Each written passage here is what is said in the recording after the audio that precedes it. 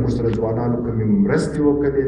د ډاکټر لیاقت طابا نه څه ونیسي تر سیماب پورې او نور خلک بیا سبا د دوی سره خبرې پکې وکړي. نو زما ډېر زړه ښه شو. زه چې لږ په زړه کې وېرېدلم هغه وېره مو بې ځایه راته معلومه شوله، بلکې اوس په زړه کې ډېر خوشحاله یم چې د خپل قام د روشنفکرانو د ځوانانو د دې خلکو سره مې لیدل کتل وکړل. خاص کر د وتکي صاحب وینا ماته ډېره خوند راکړه چې ولیخې ته یو ملا راته معلومېدله، خو لیکن د فکر په حواله ډېر یو ښکلی فکر لري، د روایاتو سره سم د جدیدیت یو څرک ماته د په خیالاتو کې معلوم شولو که یا نو د پښتو د اوله دغه چې د ډاکټر سیماب نصیب الله سیماب چې کومه مقاله وه، زه خپله عموما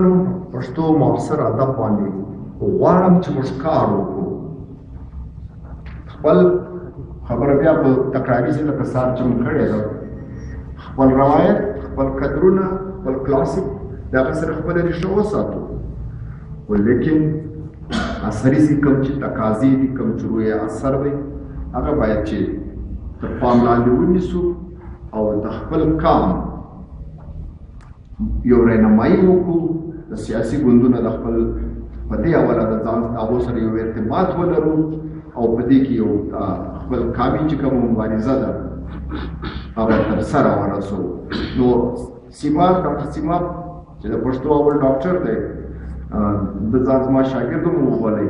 نو زه چې کله د ده اوسني کارونه د دې په پوهنتون کې کوي او د تکستر په نامه چې نوې مجله دی باسي او ډېر یو تحقیقي غوندې رسالې دي، نو هغه زما ډېر زړه خوښ شي او زه